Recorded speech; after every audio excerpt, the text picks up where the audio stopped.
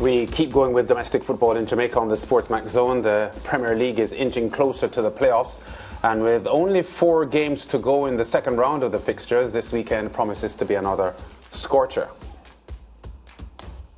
Fear United against Mount Pleasant, Montego Bay United tackling Falkland, Chatterton Maroons against Humberland, and in the live SportsMax games, Cavalier Portmore, Harbourview Malines, that Sunday, and then on Monday, Arnett Dunbeholden, Tivoli Gardens Waterhouse.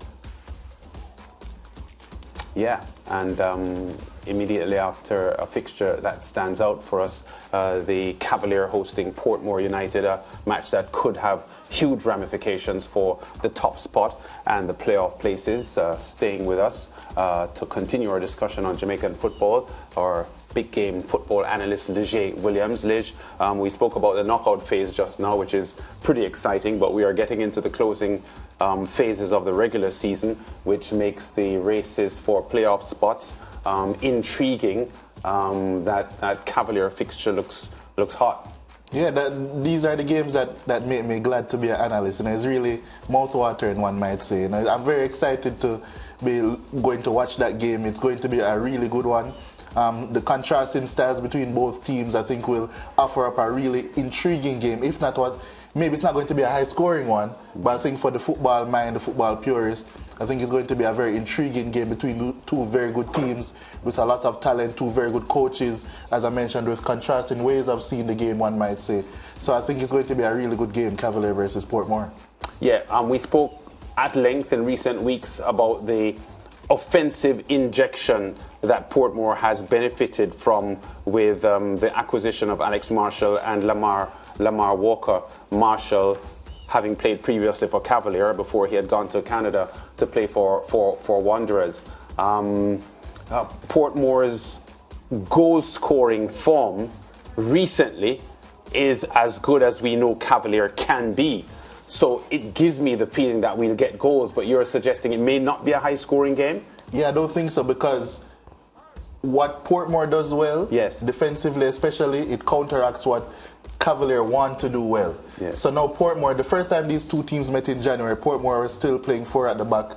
Cavalier could exploit spaces in behind on the transition, and Cavalier won that game 2-1. Nowadays, Portmore play a 3 at the back, mostly to fit in their attacking players, because someone like Alex Marshall doesn't work too hard, especially in the transitional moments and in the pressing moments as well.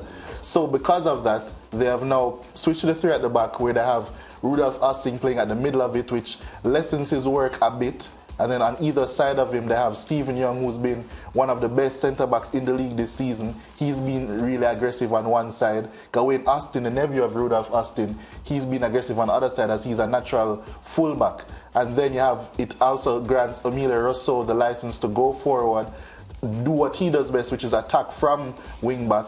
And then it grants them the ability for their attackers in Lamar Walker, Alex Marshall, even Siobhan Walsh, to really get forward, stay forward, and do some damage. Cavalier, on the other hand, they'll be looking to exploit spaces in behind, which Portmore won't be giving them with the 3 at the back system. So it's going to be a really interesting contrast of styles. Who can hold the possession better? Can Cavalier come out of their comfort zone and try and dominate the game in different aspects? It's going to be a really interesting watch. Yeah, there's something that's intriguing about this matchup for me, because Rudolph Austin turns 38 years old in a few weeks from now. No question about his quality and his experience, having played in Europe extensively, actually captained Leeds in England for a while.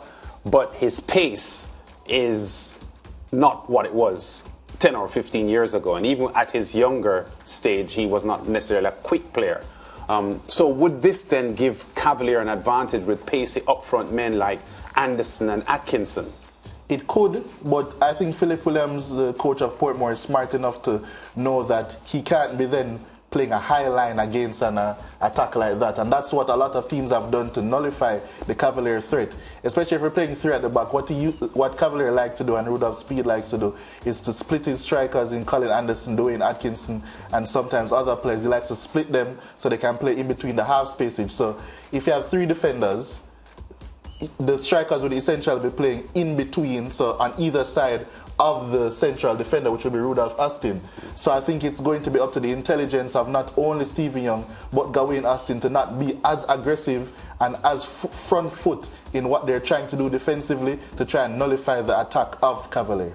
Yeah, and Leger, based on, all the different responses you gave to Lance's question, it's as if, you're not really sure as to how this one will go. Normally in your predictions, you're very, very clear. So if I'm to, go out on a leap and ask you to make a prediction, which one of the team you think will have the edge? And I'm talking based on form, of course. Well, Mariah, I'm not one to necessarily shy away from a challenge, so I think this one will be low scoring. I'm going to say that I'm going to roll on with the form of Portmore, and I'm going to bank on Cavalier to find a way to once again not win a game. So I'm going to say a 2-1 Portmore win. That's my prediction for this one. Yeah, of course, that's not the only clash that will be on. There are some other matches, and as we've said, with just a few rounds remaining, the playoff spots are still not really clear.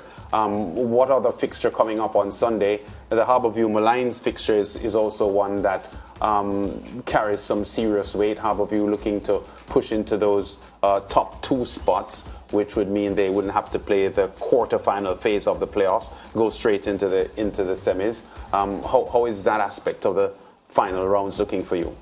Well, honestly, would not be surprised if Harbourview then push on into those top 2 spots. I think they're going to pass Mount Pleasant because it's going to sound like I hate Mount Pleasant, but I don't. It does sound so for real, yeah. Yeah, because you've been... and it has been sounding that way for weeks, not just today. Let it just be said, I'm very fond of the Mount Pleasant coaches and their players. I just don't think they're getting it correct right now. But with that being said, I think Harbourview will pass Mount Pleasant, so I think it's minimum 3rd for them.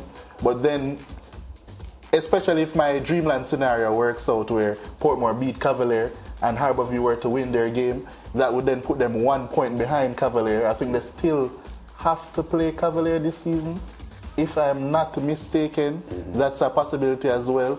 So, and even if they don't, I don't think Cavalier is going to win out.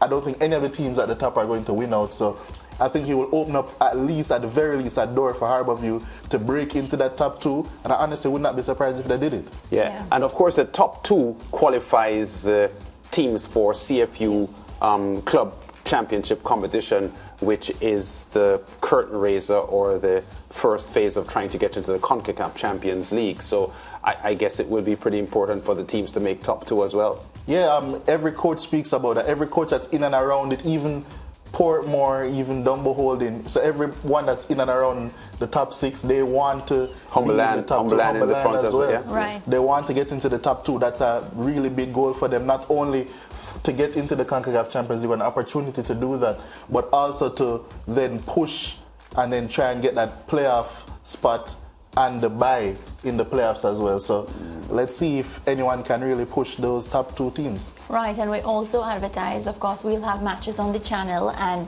Tivoli against Waterhouse. You want to call that one for us? Oh, Tivoli versus Waterhouse. I think I'll have to come back Monday and discuss that one.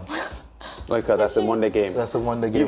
You'll go with Waterhouse. Yeah, I'm suggesting you would. Yeah, I think Waterhouse will win, but I have to see how things will play out. Maybe something comes to my mind and I get another thought. Who knows? Who knows? What about Arnett Dunbeholden? Arnett Dunbeholden, that one I know will have goals in it. Yeah. But again, it's a Monday game. I have the weekend to sleep on it, because I'll be sleeping this weekend. So you will be. It's a carnival weekend. Unfortunately, I have work on the Sunday. I'm not going to say unfortunately. Unfortunately, I have work on Sunday. So I'll be watching the Portmore Cavalier game. I'll feel really good about it. So, yeah, I'm good. Oh, boy. I love how he thinks of himself as the prediction guru. Yeah. I need to start really taking notes of what he says and really looking forward to see if he's getting them right. Yeah. Well, Mariah, as a great man said, told you I was right, Yeah, me did right. That's all I'm going to say for that one. Let's go to a break on that and not give Leger any more time to talk about that. Break time, yeah.